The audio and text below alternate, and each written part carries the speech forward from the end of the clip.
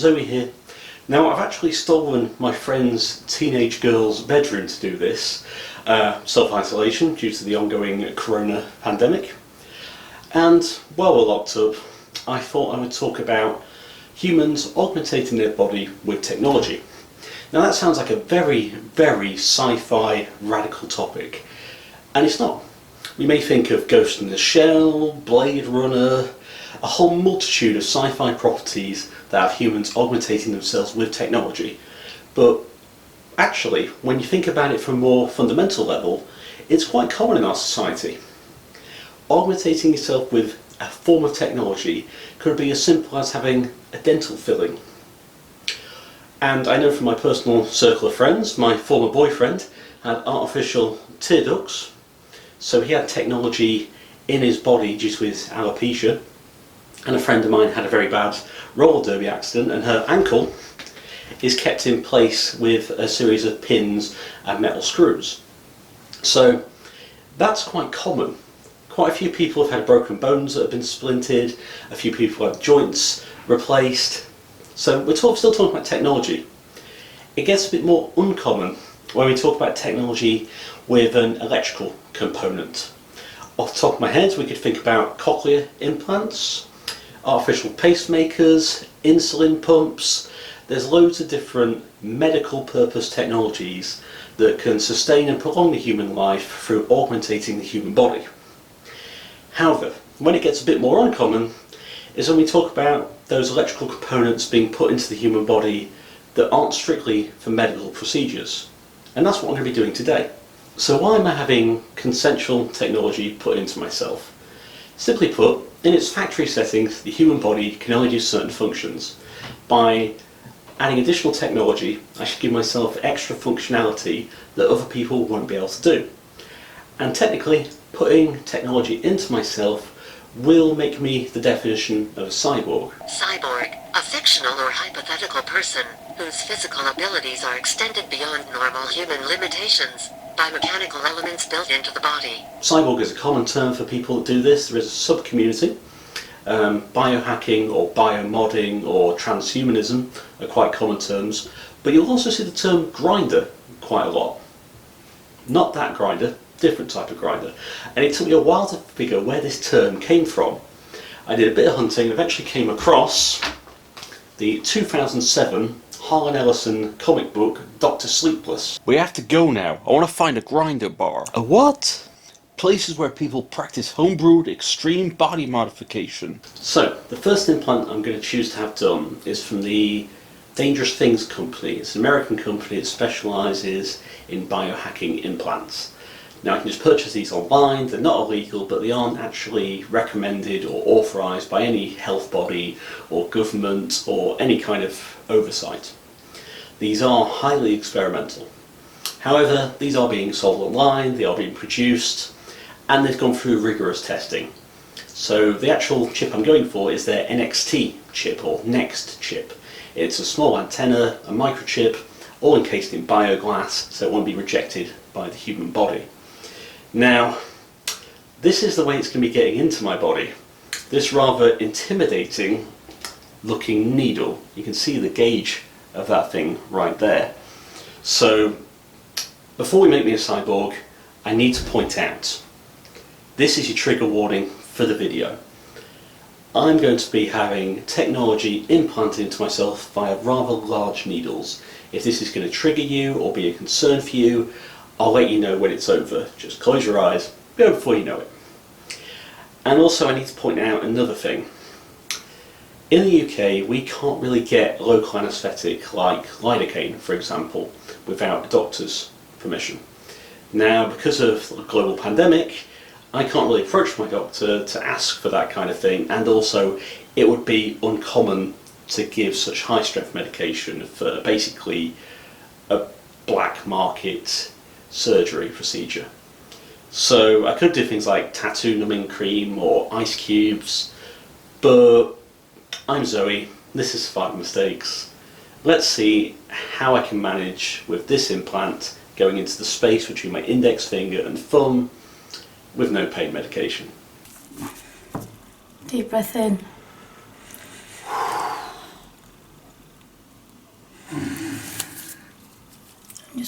implant in. Thank you.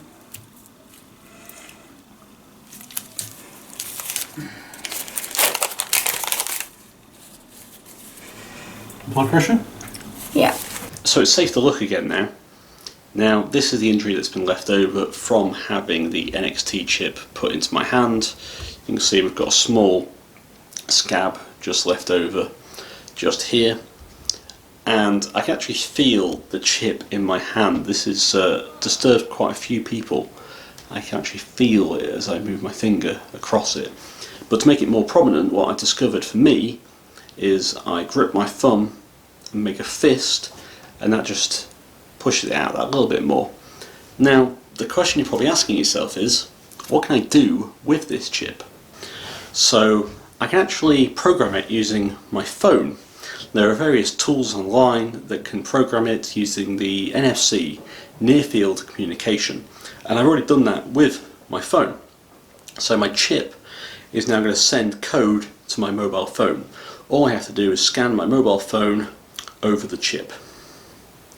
Now, every phone has a different location for where their NFC chip is, and this can take very little time, or it can take a significant amount of time. It just seems to be a bit of a potluck. So there we go. I scan it, and it takes you straight to the 5 Mistakes YouTube page with my videos. Let's do that again. So put it back on the home screen. It doesn't have to be on the home screen. There's the tools I've been using. We'll just scan it over my hand. That was a lot quicker that time. One final time, just to show you guys. I wasn't even trying to do it then. So I'm probably going to be using mine as a virtual business card. And as you can see, if I approach an NFC tag, I can just read it using this app. And there you go, there's the details of my chip. It actually means I can be hacked.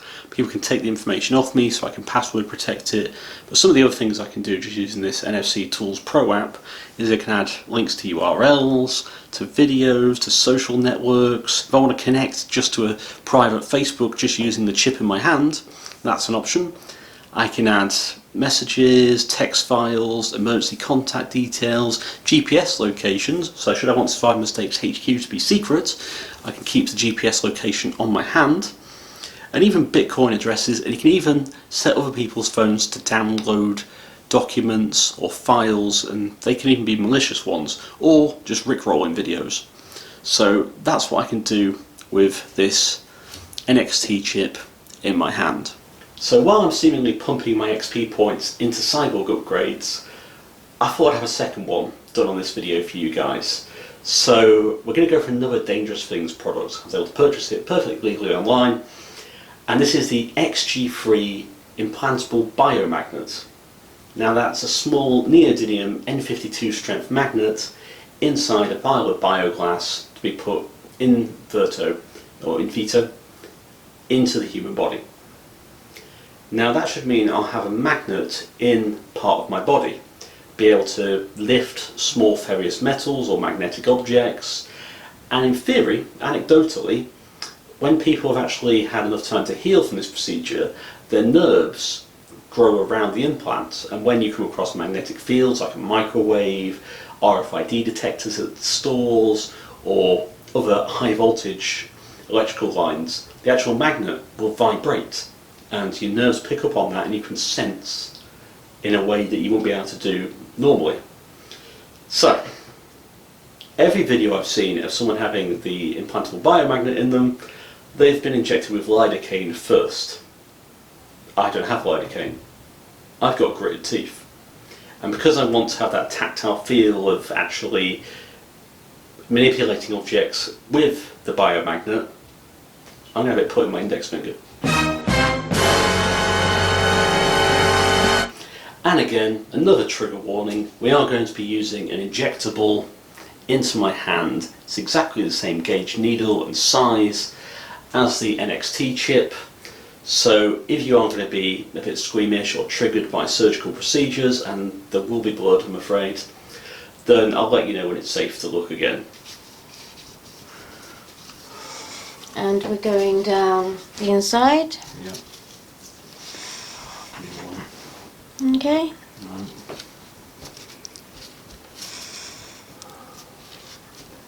Okay. Yep.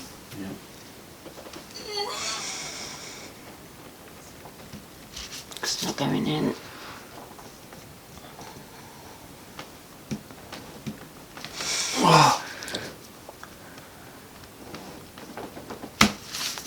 It's not gone in. I'm sorry. It's not going in. I know, it's not going to go in. I don't think your needle's sharp enough. Oh my god. That looked so painful. Oh, that's because it was. I don't want you to look what I'm doing, okay? Are you stabbing me again? No. No.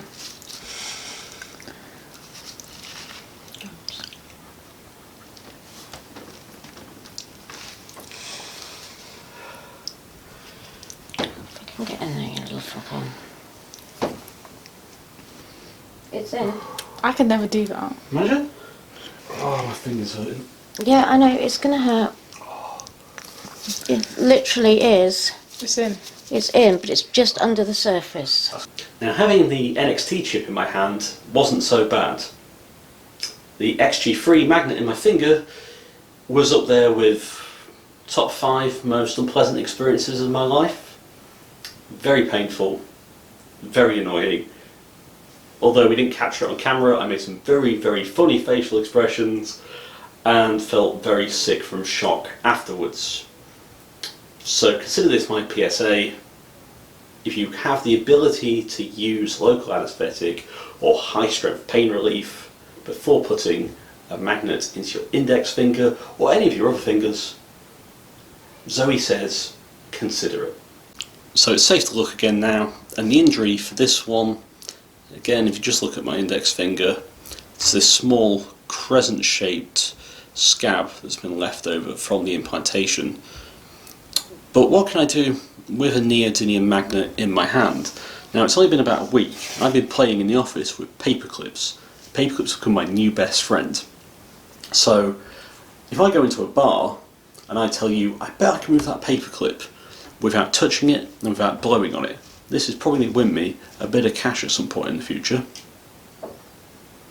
So there you go, that's it now stuck to my finger. Let's zoom you guys out a little bit. And as you can see, I've actually tested this. My limit is 3 paper clips. That means the actual weight I can carry with the magnetic pulling force is only 1.5 grams. You know what, I realise I've not actually tried this without the whole daisy chain effect. I guess I can probably hold a little bit more than I thought. So one of the things I want to play with having a magnet in my finger now, is I want to see if I can actually use this to make homemade compasses in a survival situation. So this is just one of those paper clips I've been playing around with, and all I'm going to do is I'm going to try and magnetise it by rubbing it against my finger 50 times. Right, now the dogs have stopped barking, let's do this again. So, just one of these paper clips, I'm going to shorten it a little bit just to make it a bit easier to handle when it comes to putting it in a container to use as our compass. So essentially we're almost making like a needle. So I'm going to make one end at the back flat, and that'll be my south, and then just at the front I'm going to do a sharp angle which is going to be my north, like so. So that's what I'm left with. So for my float, I'm just going to use a fresh green leaf.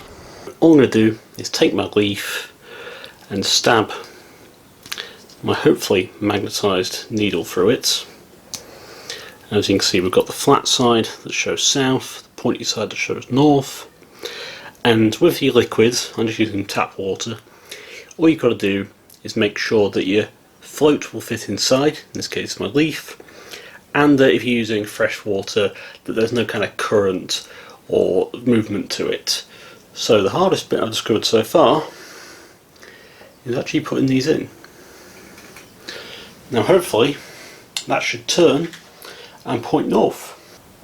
So I seem to have magnetised the entire needle, judging from the fact that I know where north is from here, and when I cross-reference with this compass, the smaller part of the needle is telling me that's north.